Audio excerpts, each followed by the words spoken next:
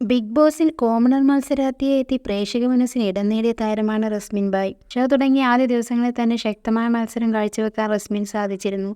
ഹൗസിലെ പ്രധാന വിഷയങ്ങളിലെല്ലാം ഇടപെട്ട് തനിക്ക് ശരിയല്ലെന്ന് തോന്നുന്ന കാര്യങ്ങളിൽ ഉറക്കെ സംസാരിച്ച് റസ്മിൻ പ്രേക്ഷകരുടെ കയ്യടി നേടി. ഷോയിൽ 73 ദിവസത്തോളം തുടർന്നതിനു ശേഷമായിരുന്നു റസ്മിന്റെ പുറത്താകൽ. റസ്മിന് തിരിച്ചടിയായി വിലയിരുത്തപ്പെട്ടത് റസ്മിന്റെ സൗഹൃദങ്ങളായിരുന്നു. എല്ലാവരുമായും അടുത്ത ബന്ധം സൂക്ഷിച്ച റസ്മിൻ സൗഹൃദങ്ങൾക്ക് വേണ്ടി ഗെയിം മറന്നു എന്ന വിമർശനം കേട്ടിരുന്നു. ജാസ്മിനും ഗബ്രിയുമായിരുന്നു ഹൗസിലെ റസ്മിന്റെ ഏറ്റവും അടുത്ത സുഹൃത്തുക്കൾ. ജാസ്മിൻ ഗബ്രി കോംബോയ്ക്ക് ഹൗസിനകത്തും പുറത്തും ഉണ്ടായിരുന്ന പ്രീതിക്കുറവ് റസ്മിനെയും ബാധിച്ചിരുന്നു.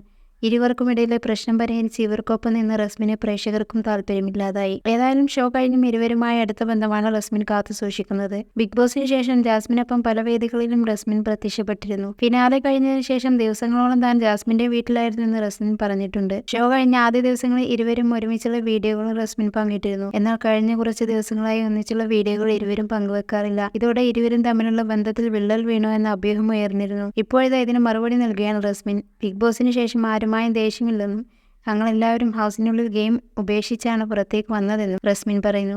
ജാസ്മിനൊപ്പം എന്തുകൊണ്ട് കാണുന്നില്ലെന്നും റസ്മിൻ വ്യക്തമാക്കി. ബിഗ് ബോസ് കഴിഞ്ഞ് അത് മറ്റൊരു ലോകമാണ്. ഇതൊരു ഗെയിം റിയാലിറ്റി ഷോ ആണ്. ഷോ കഴിഞ്ഞതോടെ ഞങ്ങളുടെ ഗെയിമും അവിടെ കഴിഞ്ഞു. പുറത്തെല്ലാവരും നല്ല സൗഹൃദത്തിലാണ് പോകുന്നത്. ജാസ്മിനുമായും ഗബ്രിയുമായെല്ലാം നല്ല സൗഹൃദത്തിൽ തന്നെയാണ് പോകുന്നത്. ശ്രീതുവും അർജുനുമായിട്ടുള്ള ട്രിപ്പ് എല്ലാവരും കാത്തു നിൽക്കുകയാണ്. പക്ഷേ അവർ രണ്ടുപേരും നല്ല തിരക്കിലാണ്. ബിഗ് ബോസ് കഴിഞ്ഞതിന് ശേഷം പല പരിപാടികളുമായി എല്ലാവരും മുന്നോട്ട് പോകുന്നു. ഞാനിപ്പോൾ ടീച്ചിങ് തൽക്കാലത്തേക്ക് നിർത്തിവെച്ചിരിക്കുകയാണ്. കരിയർ ഒന്ന് കെട്ടിപ്പടുക്കണമെന്നാണ് കരുതുന്നത്.